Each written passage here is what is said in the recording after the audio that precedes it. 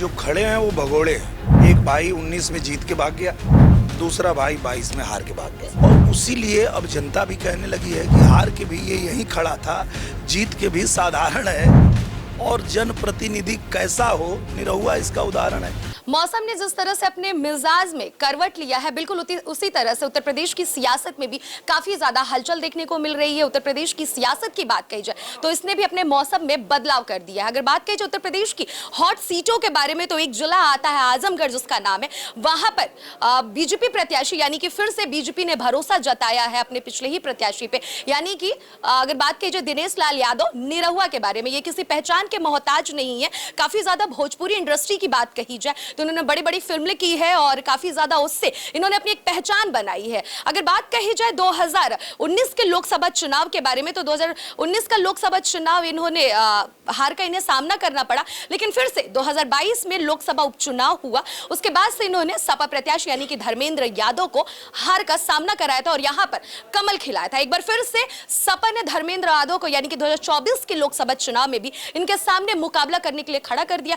अब देखना यह होगा कि बीजेपी ने जिस तरीके से दिनेश लाल यादव यानी कि निरहुआ पे भरोसा जताया है कि एक बार फिर से आजमगढ़ में कमल खिलने वाला है, क्या एक बार फिर से ये कमल खिलाने में पूरी तरीके से सक्षम हो पाते हैं या फिर नहीं। इन सभी मुद्दों पर बातचीत करने के लिए दिनेश लाल यादव निरहुआ जी हमारे साथ मौजूद है। सबसे पहले टीवी 24 चैनल पर स्वागत है। बहुत बहुत धन्यवाद आपका। अगर बात कही जाए समाजवादी पार्टी से जो आपके सामने खड़े हैं चुनौती लेकर, यानी कि धर्मेंद्र यादव, किस तरीके का चुनौती देख रहे हैं? जो खड़े हैं वो भगोड़े हैं। एक भाई 19 में जीत के भाग गया, दूसरा भाई 22 में हार के भाग गया। उस भाई का कहना है कि विधानसभा चुनाव था इस वजह से। मुझे लगता है कि वो अगर उनको वो करना ही था तो कम से कम आजमगढ़ में किसी यहीं के यादव को लड़ा दिए होते। 5 यादव आपको घर में ही दिखते हैं।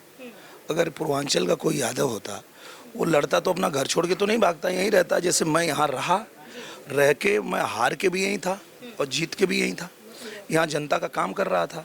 और उसी लिए अब जनता भी कहने लगी है कि हार के भी ये यहीं खड़ा था, जीत के भी साधारण है। और जनप्रतिनिधि कैसा हो, निरहुआ इसका उदाहरण है। अच्छा, ये बताइए कि समाजवादी पार्टी ये कहती है आजमगढ़ में जो भी विकास हुआ है समाजवादी पार्टी ने किया है, भाजपा ने कुछ नहीं किया है। 1.5 सालों में क्या कुछ आपने किया है? गिने चुने 5 जवाब दीजिएगा, 5 वो अपनी उपलब्धियां बताइए। 5 जवाब ये है कि भाजपा ने जो कर दिया आजमगढ़ में, जब उनको मौका मिला था तो उन्होंने जो किया वो भी बता देता हूँ और हम लोगों ने जो किया वो भी बता देता हूँ। सपा वाले कहते हैं, धर्मेंद्र जी का एक दिन बयान देख रहा था मैं, कहते हैं कि आजमगढ़ की ईंट पर सपा का नाम लिखा है। तो हमने बोला कि भाई पता करो यहाँ क्या सपा ने कौन सा ईंट रखा है। तो पता चला यहाँ जेल बनाया है।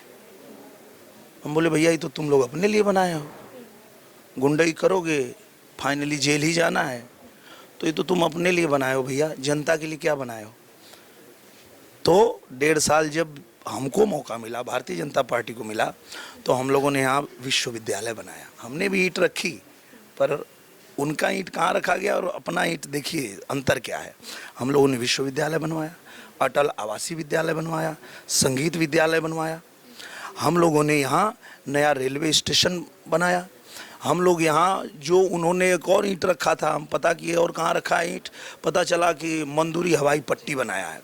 तो वहाँ भी हम गए, जा कर के पूछे भैया कितना जहाज उड़ती है यहाँ से, तो पता चला नहीं यहाँ से उड़ती नहीं है, खाली उतरती है। हम बोले कैसा उतरती है मतलब? बोले ये सपा वाले बनाए हैं अपना प्राइवेट जहाज उतारने के लिए। तो हमने कहा ठीक है, अब इसको भी ठीक करना पड़ेगा। इन्हीं 1.5 सालों में उस हवाई पट्टी को हमने हवाई अड्डा बनवा दिया और इसी आजमगढ़ से जहाज उड़वा दिया।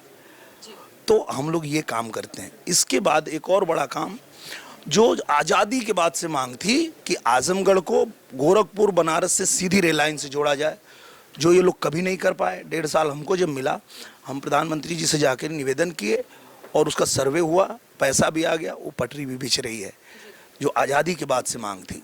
इसके बाद आजमगढ़ में संगीत विद्यालय बना है। अब आजमगढ़ में कोई आने से डरता नहीं है। यहाँ कोई कट्टा खरीदने अब नहीं आता है, संगीत की शिक्षा लेने आता है। ये हुआ है आजमगढ़ में बदलाव। अभी चुनाव के पहले 1386 करोड़ रुपया लेके आए हम लोग और आजमगढ़ में रिंग रोड बना रहे हैं। ये उनका पूरा खानदान मिलके नहीं बना पाएगा। वो पांचों जो लड़ रहे हैं वो पांचों मिलके चाहें कि एक यहाँ रिंग रोड बना दें, वो नहीं बना पाएंगे। ये मैं जानना चाहती हूँ कि समाजवादी पार्टी के जितने भी वरिष्ठ नेता हैं, अगर बात की जाए अध्यक्ष जो उनके मुलायम सिंह के बेटे यानी कि अखिलेश यादव जी भी यहाँ पर जनता को संबोधित कर रहे हैं, उनकी पत्नी डिंपल यादव भी कर रही है, साथ ही साथ शिवपाल यादव भी कर रहे हैं धर्मेंद्र यादव की पक्ष में। लेकिन इससे आप कितना मुकाबला देख रहे हैं, क्योंकि उनका जो पूरा परिवार है यहाँ पर आकर जनता को संबोधित कर रहा है, निरहुआ इसको किस तरीके से मुकाबला देख रहे हैं? तो जब वो संबोधित कर रहे हैं तो क्या कह क्या रहे हैं, वो बताएं कि डिंपल यादव ने भोजपुरी में भी पहली बार जनता से बातचीत की है, संबोधित किया है, इस पर क्या कहना चाहिए? अच्छी बात है। भोजपुरी इतनी प्यारी भाषा है कि उसको तो सभी लोगों को बोलना चाहिए और सबको समझना चाहिए। बहुत अच्छी भाषा है। और सबसे बड़ी बात यह है कि जब जनता ने आपको मौका दिया कि भाई मुलायम सिंह यादव जी यहाँ से जीते थे, अब उसके बाद अखिलेश यादव जी जीते, तो जनता ने अवसर दिया कि आप करो, अब विकास कार्यों को आगे बढ़ाओ। तो कुछ नहीं किए। 3-3.5 साल में कुछ किए बगैर। मैं आपको एक बड़ा उदाहरण देता हूँ।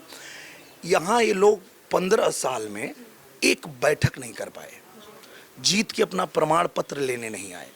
जो केंद्र सरकार की योजनाएं हैं, जो प्रदेश सरकार की योजनाएं हैं, उसको राम भरोसे छोड़ दिया कि भैया कौन कहाँ पे क्या कर रहा है, किसी से कुछ लेना देना नहीं है, ये जीते भाग गए। पर जब हम लोगों को 1.5 साल मिला, 1.5 साल में हम लोगों ने 6 बैठक किया और पूछा कि तुमको ये सितंबर में पूरा करना था, क्यों नहीं पूरा किया? अगली बैठक तक अगर ये काम आजमगढ़ का पूरा नहीं हुआ तो यहाँ से भागने के लिए तैयार रहना। तो जब यहाँ बैठक करेंगे, रहेंगे, क्या हुआ क्या नहीं हुआ इसका हिसाब लेंगे तो होगा ना। ये तो आते ही नहीं है कभी, तो क्या बात करेंगे? आपको ये कहा जाता है कि वो तो अभिनेता है, वो तो एक्टिंग करता है, एक्टर है, एक्टिंग करता है, यानी कि ओवरऑल मिला जुला के उन लोगों का ये कहना होता है कि आप एक्टिंग बाज हैं, मतलब कि सामने चीजें जो भी हो आप एक्टिंग करके लोगों को बहला फुसला लेते हैं। इस पर क्या कहना चाहेंगे कि क्या एक अभिनेता कभी राजनीति में सक्सेस नहीं हो सकता? मुझे लगता है कि जो अभिनेता होता है वो अगर किसी के दुख को फील करता है तो ही उसको पर्दे पे उतार पाता है। ये लोग जनता के दुख को कभी फील ही नहीं कर पाए। हम तो जब देखते हैं कि सामने से कोई चाची आ रही है, कोई बहन आ रही है और वो तकलीफ में है, उसकी क्या समस्या है उसको सुनते हैं, सुन के उसका निवारण करते हैं। इनको तो वो दुख दिखेगा ही नहीं, क्योंकि सिर्फ नेता हैं। अगर ये अभिनेता भी होते तो इनको पता होता कि उसके दिल में क्या चल रहा है, क्या दर्द है, क्या दुख है, तो वो फील ही नहीं कर पाते, तो काम कहाँ से करेंगे? एक जॉब और मैं मांगना चाहूंगी आपसे, अगर दिनेश लाल यादव निरहुआ फिर से यहाँ पर कमल खिलाने में सबसे पहले वो कौन सा कार्य फिर से आजमगढ़ में वो करेंगे? और इस प्रश्न का जवाब मैं आपसे भोजपुरी में जानना चाहती हूँ कि निरहुआ कौन कौन से कार्य आजमगढ़ में करियन? सबसे पहले तो कोनो भी जिला के चमकावे खातिर वहाँ महायोजना की ज़रूरत पड़ेला। आजमगढ़ में महायोजना लागू ना रहे और हमके आजमगढ़ के बनारस और गोरखपुर के तरह चमकावे के बाद यही से हम जाके महाराज जी से मिलके बार बार आग्रह करके महायोजना लागू करा ले बानी। अब आवे वाला दिन में अपने आजमगढ़ के बनारस और गोरखपुर की तरह चमका देव हम। तो ये थे हमारे साथ दिनेश लाल यादव यानी कि निरहुआ ने, जिन्होंने साफ साफ शब्दों में बताया कि क्या कुछ वो विकास करने वाले हैं आजमगढ़ की जनता के लिए। साथ ही साथ अगर विपक्ष की बात कही जाए तो विपक्ष पे भी इन्होंने वार किया कि विपक्ष इतने वर्षों से अगर कार्य करती थी तो कभी यहाँ पे बैठक नहीं की। 1.5 साल मुझे कार्यकाल करते हुए, यानी कि निरहुआ को यहाँ पे कार्य करते हुए 1.5 साल हुआ। 1.5 साल में इन्होंने 6 बैठकें की हैं। तमाम ऐसे कार्य हैं जो इन्होंने गिनाए कि उन्होंने जेल बनाने का कार्य किया, हमने हॉस्पिटल, स्वास्थ्य, शिक्षा, यानी कि जनता से रिलेटेड जो मोस्ट इंपॉर्टेंट मुद्दे हैं उस पर मैंने कार्य किया। और आने वाले अगर ये बात कह रहे हैं कि 2024 में फिर से ये जीतते हैं तो और भी बेहतरीन, यानी कि गोरखपुर और बनारस की टक्कर में आजमगढ़ को देंगे, जिससे कि सीएम योगी आदित्यनाथ से हमेशा ये मुलाकात भी कर रहे हैं, परमिशन भी मिल गया। अब देखना ये होगा कि 24 में अगर ये जीतते हैं तो क्या ये बनारस और गोरखपुर की तरह आजमगढ़ को चमकाते हैं या फिर नहीं। कैमरा पर्सन हर्ष के साथ अनन्या मिश्रा, टीवी 24 आजमगढ़।